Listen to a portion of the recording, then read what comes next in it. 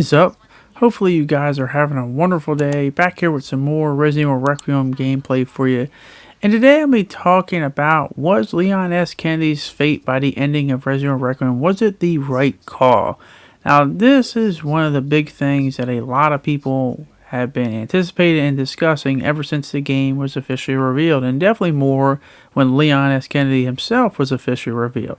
So for obvious reasons, if you haven't played this game, please turn off now, because obviously spoilers, warnings, you have been warned. So please, you haven't played it, this is your time to leave. If you have, well, you're here to stay. So one of the big plot points with Requiem is the fact that Leon is suffering from Raccoon City Syndrome. And as the game progresses, the black mold-like marks are all growing all over his body to the point where he can barely stay conscious, and he's constantly spitting up blood and really struggling to live, basically emphasizing the fact that he is getting to the end of his life, which raises the question, is Leon going to make it and get a cure, or is he ultimately going to succumb to his illness and have something that's been carried around with him for almost 30 years bring him down and basically dying in a place where it all started?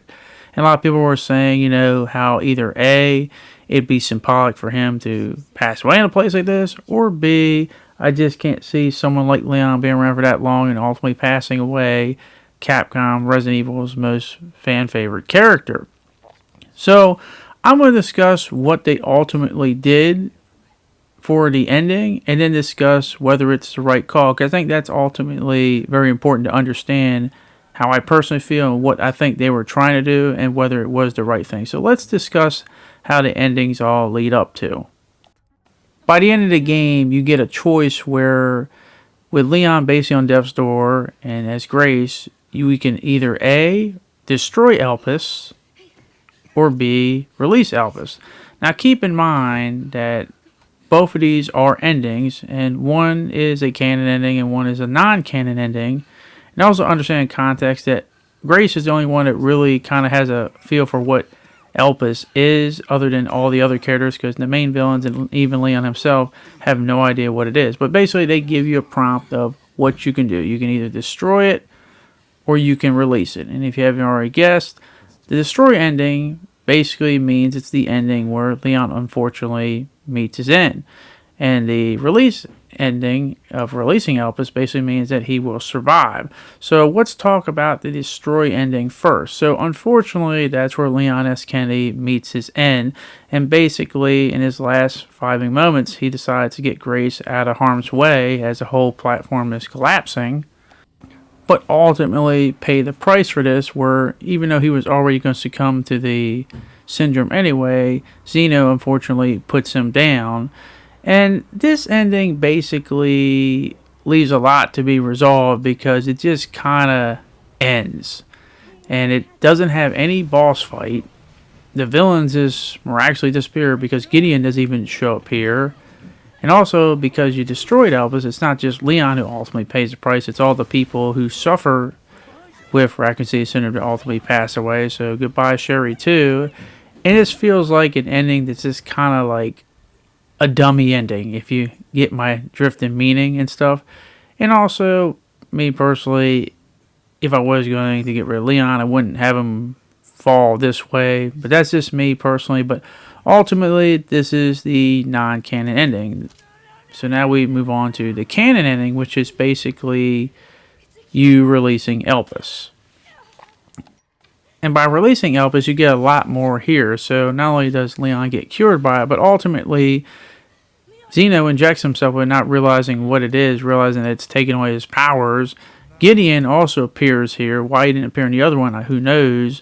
And ultimately it leads to, 2 more boss fights at the end, and a more fulfilling, satisfying ending in terms of just from a video game standpoint, as well as having a plethora of ending cutscenes where Leon talks about how he feels better than he's had in a long time, and how he's about to get a sample dose to share and possibly others who are also suffering with the syndrome, and also coming to terms with how the game ends as well. So, all in all, was this the right call?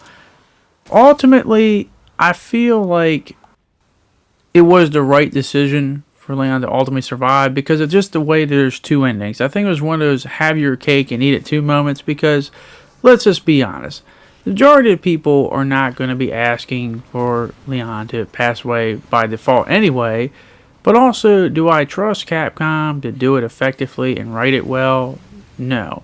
So this is one of those moments where it's like they try to satisfy both things. Similar to how this whole game was trying to satisfy both horror fans and action fans all together.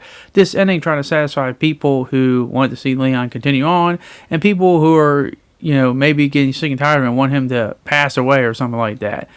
But ultimately, I could never trust him to do it well, write an actually legit good death scene for Leon well, because of this, the way the bad ending is. It just seems like it's a throwaway ending. It's just, well, you get him killed, but it's just how terrible it is. There's no boss fights.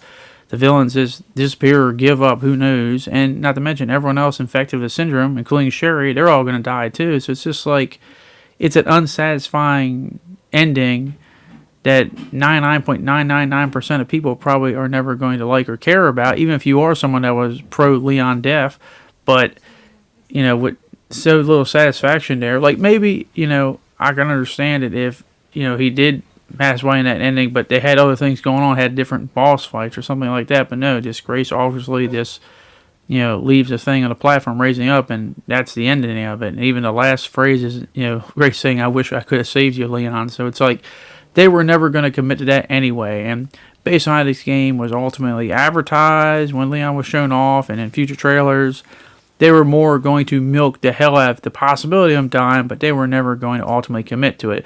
Which is why I think him not dying was the right call, just because ultimately, not just because I worry about, all the backlash, but I just don't trust Capcom to ultimately write it well. I just don't trust him to do it well. Because as I said before, nobody wants to see Leon getting magnumed in the head on his knees. Like, if Leon was going to go out, I'd have him go out fighting and ultimately succumb to his wounds and, maybe have a last few words to whoever's around him and near him and stuff, and people give him a hero's end and stuff, not just, he just gets dirty harried in the head and, then the game just ends. Like, that's not satisfying for people who have been fans for him for over 30 years.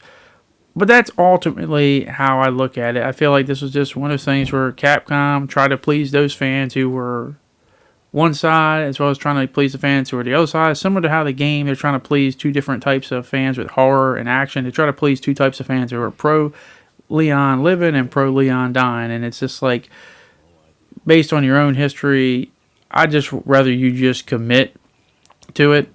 Because let's just be honest, in your first playthrough, you just selected to destroy Elpis. They even tell you, hey, you can go right back to that point to change your decision. So they were never going to commit to it fully anyway. But as I always like to say, that is my opinion. I want to hear your guys' opinion. How do you feel about Leon's ultimate fate? Do you think it was the right call? Do you think it was the right call that they let him live? Do you like the fact that there's two different endings and one's obviously a canon, one's obviously a non-canon? Are you maybe upset that, they didn't get rid of him? Or are you possibly saying, I wouldn't be appeased to it, but I just don't trust Capcom to write or do it respectfully well, that I wouldn't want to see it in the first place anyway? Let me know down in the comment section down below, but thank you very much for watching. Hopefully you guys did enjoy this video, and hopefully I'll see you guys back in the next one. Thanks, and I'll see you all later. Peace.